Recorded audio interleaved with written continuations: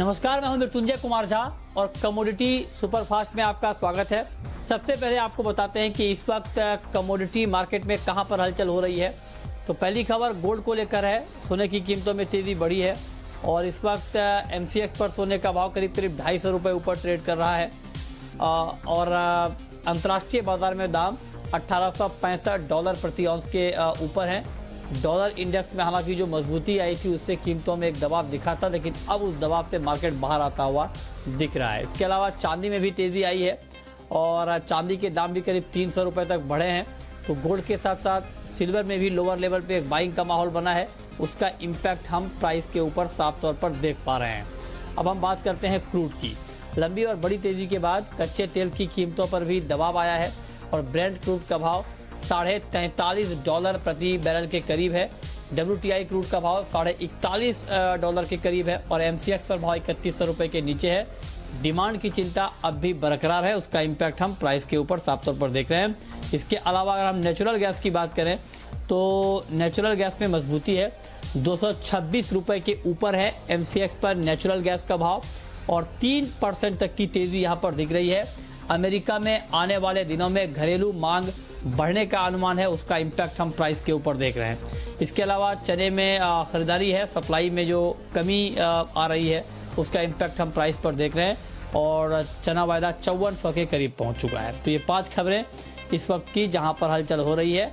लेकिन अब आपको बताते हैं कि आप ट्रेड कहां पर ले सकते हैं और ये बताने के लिए हमारे साथ हैं मोतीलाल ओसवाल के जिगर धर्मसी। जिगर, बहुत बहुत स्वागत है आपका। शुरुआत गोल्ड से कर लेते हैं। गोल्ड में क्या अभी खरीदने का मौका है, खरीदना चाहिए, क्या करें? जी हाँ, हमने देखा कि मंडे को जो कोरोना वायरस को वैक्सीन के लेके जो पॉजिटिव अपडेट आई थी, तब हमने गोल्ड में एक काफ़ी बड़ा करेक्शंस देखा था।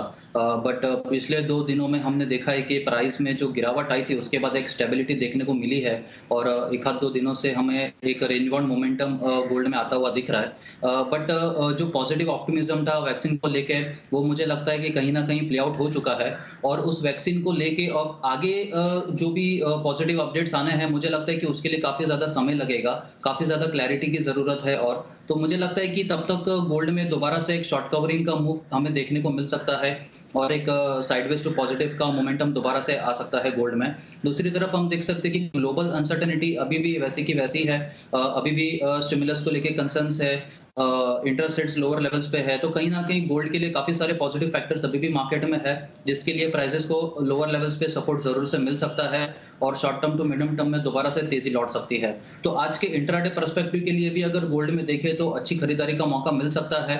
50,250 तक के लेवल्स में अगर एक प्रॉफिट बुकिंग आता है तो वहां पर दोबारा से खरीदारी का मौका मिलेगा। ठीक है, तो आप कह रहे हैं गोल्ड में बाइंग करना ठीक है। 50,700 के टारगेट के लिए 50,250 के स्तर पर आप गोल्ड में बाइंग कर सकते हैं। स्टॉप लॉस आप 50,000 के स्तर पर लगाएं। तो गोल्ड में आपको बाइंग की राय दी जा रही है। चांदी में भी जिगर का मानना है कि सिल्वर में भी उनका ये मानना है कि आप बाइंग करें। 62,500 रुपए के स्तर पर बाइंग की राय उन्होंने चांदी में दी है। टारगेट है 63,600 रुपए का और 62,000 रुपए के स्तर पर आप स्टॉप लॉस लगा सकते हैं। तो गोल्ड और सिल्वर, इन दोनों कमोडिटी में जिगर का मानना है कि आप बाई करके चल सकते हैं, आपको यहाँ पर मुनाफा होगा। लेकिन आप जो भी ट्रेड लें बुलियन में, ये बिल्कुल ध्यान रखें कि मार्केट बहुत ज्यादा ऊपर नीचे हो रहा है, लिहाजा आपके लिए स्टॉप लॉस लगाना बहुत जरूरी है। बिना स्टॉप लॉस के कोई भी ट्रेड ना लें, यह मेरा भी सुझाव आपको है, इसको बहुत ही ध्यान से आप देखें। इसके अलावा क्रूड, जैसा कि अभी हमने आपको बताया कि लंबी और बड़ी तेजी के बाद कच्चे तेल की कीमतों में गिरावट आई है, तो जिगर भी मानते हैं कि क्रूड में अगर आपको 3100 रुपए का भाव दिखे MCX पर तो वहां पर आप बेच सकते हैं। अभी भाव है बिल्कुल 3100 के आसपास ही है, 3094 का लेवल है, तो अभी भी आप शॉर्ट कर सकते हैं, बेच सकते हैं, ऐसा जिगर का मानना है। और जिगर हमारे साथ इस वक्त जुड़ चुके हैं। और जिगर, आपने क्रूड में भी बिकवाली की राय दी है, हम इनफैक्ट क्रूड की बात कर रहे थे, क्यों आपको लगता है कि अब क्रूड का दाम यहां से नीचे आने वाला है? जी हाँ, हमने देखा कि क्रूड में एक अच्छी तेजी थी, बट मुझे लगता है कि क्रूड में अभी भी जो मेजर डिमांड के कंसर्न्स है वो इतने जल्दी से रिवाइव नहीं हुई है डिमांड। अभी भी कोरोना वायरस को लेकर यूरोजोन में और अमेरिका के कुछ स्टेट्स में अभी भी कंसर्न्स है, नंबर्स अभी भी बढ़ रहे हैं और कहीं ना कहीं लॉकडाउन के रिस्ट्रिक्शंस अभी भी बढ़ने की आशंका है।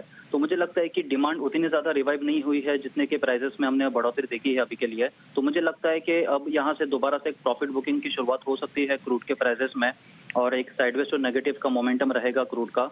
तो मुझे लगता है कि आज के सेशन में अगर 3100 का लेवल मिलता है तो वहां पर एक अच्छी बिकवाली का मौका रहेगा। 3160 के करीब का स्टॉप लॉस लगाना होगा और 3000 तक के हम टारगेट्स आते हुए देख सकते हैं क्रूड। ठीक है, कॉपर का प्राइस अभी आपको जिगर कैसा लग रहा है और क्या कॉपर में इस लेवल पे करंट मार्केट प्राइस के आसपास बाइंग करना ठीक रहेगा क्या?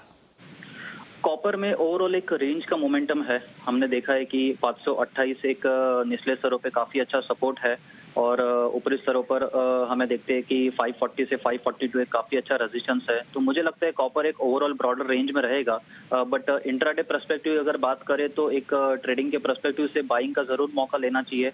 534 के लेवल्स पे खरीदारी का सही लेवल रहेगा। 531 का स्टॉप लॉस लगाना होगा और 539 तक के टारगेट्स हम आते हुए देख सकते हैं इंट्राडे में। अच्छा, तो आप कह रहे हैं कि इंट्राडे में 539 का भाव कॉपर में दिख सकता है। 534 के भाव पर आप खरीदें, टारगेट 539 का, लेकिन 531 के स्तर पर आपको स्टॉप लॉस लगाना है। जिंक में क्या अभी बाइंग करना ठीक रहेगा या थोड़ा वेट करें? जिंक में मुझे लगता है कि काफी हद तक एक अच्छी तेजी हम देख चुके हैं और मुझे लगता है कि टेक्निकली भी प्राइसेस थोड़ा ओवरबॉट जोन है। तो मुझे लगता है कि एक छोटी सी प्रॉफिट बुकिंग हमें इंट्राडे पर्सपेक्टिव में देखने को मिल सकती है। तो जिंक में इंट्राडे के लिहाज से एक सेलिंग करना सही रहेगा। मुझे लगता है कि अगर 210 के करीब का लेवल मिले तो वो एक अच्छा लेवल रहेगा सेलिंग के लिए। जिंक में 211.50 का स्टॉप लॉस लगाना होगा और 207.50 तक के टारगेट्स हम आते हुए देख सकते हैं। ठीक है, तो ये 5 कॉल आपके लिए जहां पर आप ट्रेड ले सकते हैं। ये राय जिगर की है आपके लिए इंट्राडे के लिए। बहुत बहुत शुक्रिया जिगर आपका हमारे साथ जुड़ने के लिए और बताने के लिए कमोडिटी में कहां पर कमाई के बेहतरीन मौके बनने वाले हैं। तो फिलहाल इस बुलेटिन में इतना ही।